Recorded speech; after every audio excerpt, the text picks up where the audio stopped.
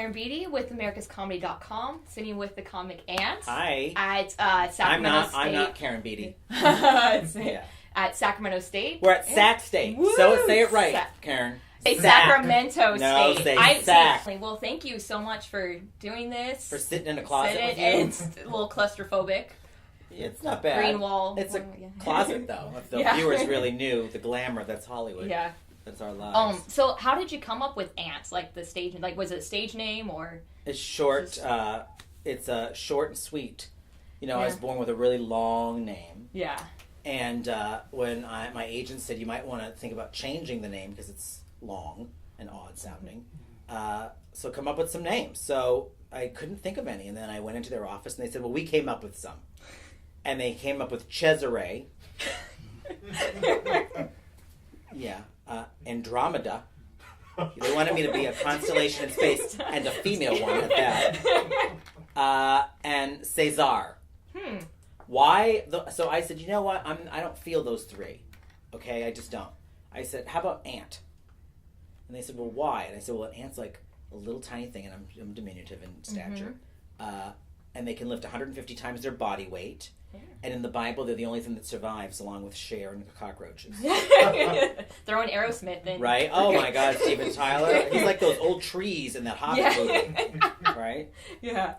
Well, yeah, you've been around Hollywood everywhere. I've been nearby. I've been around. Comedy, producing, you're an entrepreneur. Like, which kind of... Songwriting I did. I've done that too. Wow. So do you say that you're an actor, or do you just say, I'm... Well, I tell people I'm an actor so they have no expectations of you.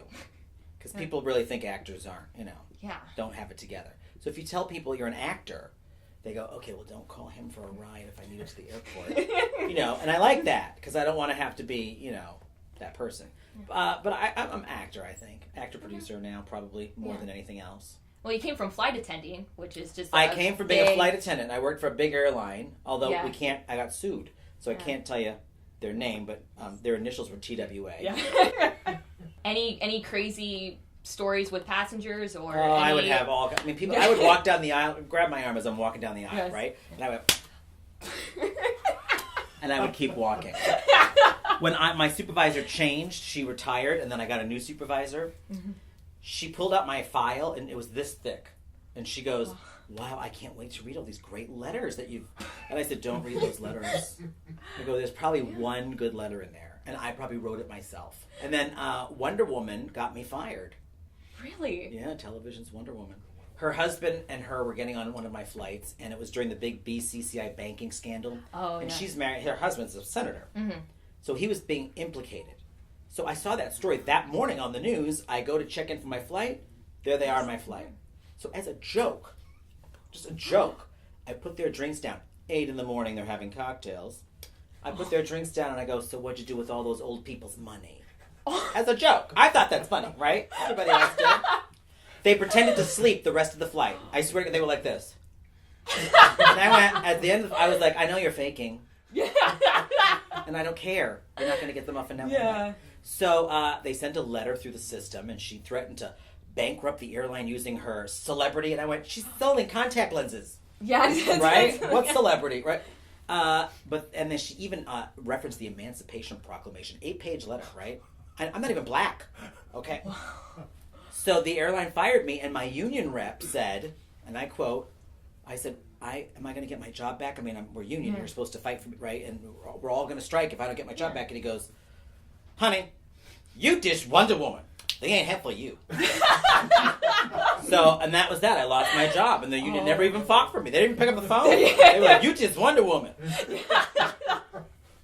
Wow. So the gays will throw you down a river for Wonder Woman. Yeah. They will.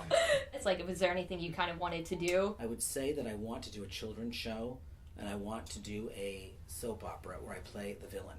Well, you had the chance to play a villain on Celebra. Yeah, that was a fun experience, and I played a villain, and, people really hated me for that, because they were like, on Celebrity Fit Club, you're so nice. But on that show, you were so different, and I'm like, it's acting, people. There's no such thing as reality. There's nothing, The only reality is Kirstie Alley's fat. Well, they ended up kicking you off, and then the ratings just... They tanked, and then they called me back and said, well, we killed our villain off. What are you doing this week? And I went, well, not magic, apparently. Right? Remember I disappeared? I disappeared. How are you going to bring me back? I disappeared. Right? It's like in Soap Dish. Yeah. Where Whoopi Goldberg is the head writer of a soap opera, and they go, well, we're just going to bring him back from the dead. And she goes, he died in a car accident. And they go, that's okay, we'll find a way. He was decapitated, they never found his head. And they were like, it's okay, we'll put a pumpkin on it and just draw a face on it. So that's sort of what they did, and then I appeared again. Yeah, so were your parents very supportive of your decision to give up? No. To give up what? Flight attendant? For a real job? I didn't give it up. I was fired. Yeah. And here's actually a really funny story. When you're a flight attendant, your parents can fly on passes. Mm-hmm. Now, the moment you're fired, your pass travel ends immediately. Okay. And my parents were in England. And I did not know this because they had pass benefits. They never told me where they were going. They would just go, right? I get this frantic phone call. We're at the counter at the airport. They're killing us on the plane. Now, my mom sounds like Tattoo, right? From the channel. The plane! And I'm going, oh my God, I forgot to tell them that I'm fired and that, if you're traveling, get your ass home. And they were livid. And I thought, well, what'd you think? This free ride was going to go all for my whole life?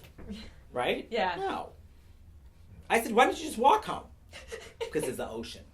I forgot about that. Yeah, it's a little difficult. Well, I always thought they could walk on water anyway. At least they told us they could. All parents tell their children. Right. I had to sit my parents down when I was 8 years old, and I said to them, I think there was a mistake at the hospital. I'm 8. And I sat them down for a family meeting, and I said, I think there was a mistake at the hospital. And they go, what do you mean a mistake? And my father's like, yeah, what are you talking about? I go, I think my real mom is the director of Cats, and I think I should be living in Central Park West in New York. This Londonderry, New Hampshire thing with these trees and bugs and stuff, this is not for me. Yeah. This is not my life. I'm sure of it. Sure of it. My mother starts to cry. They put me in therapy. Immediately. Wow. And I love the therapist. We talked about... he was gay. I didn't even know. Oh, really? Right? We talked about Broadway, Barbara Streisand, Cats. I loved going to therapy, right? Loved it. $110 just to talk about... Not my money. I'm 8, right? I think it's free. So, about 4 months into it, he comes to the house and he says, there's nothing wrong with him. The problem is you. And they point to them and they go, you got to let him use his imagination. And that was what sort of... and then my father used to always say, do what you love and the money will follow, but with a heavy Greek accent. That sounds like... and you follow, right? And you're like, okay, but that... Do what you love and the money will follow. And, I love when my parents give sage good advice. If it works. Yeah. Yeah, because I've been masturbating and reading the New York Times for years, and I've not made a dime from it. So your parents went to did they go to any of your shows? Or no, they've never, until Last Comic Standing was the first time, my father has only seen me live one time. And that was a taping of Last Comic Standing. Mm-hmm. My parents have never, I do the Tonight Show. I've done the Tonight Show a bunch of times. And every time I do the Tonight Show, they're like, well, you should tell us. So I called them and I said, okay, I'm doing the Tonight Show next week. Do you want to come and see it? And they said, no, we're going to be in Greece.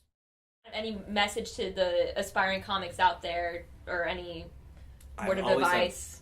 I always have the same thing. I mean, I'm lucky that they've asked me to sort of be in different roles and I've judged other shows too. And I don't know why people think I'm a judge of anything.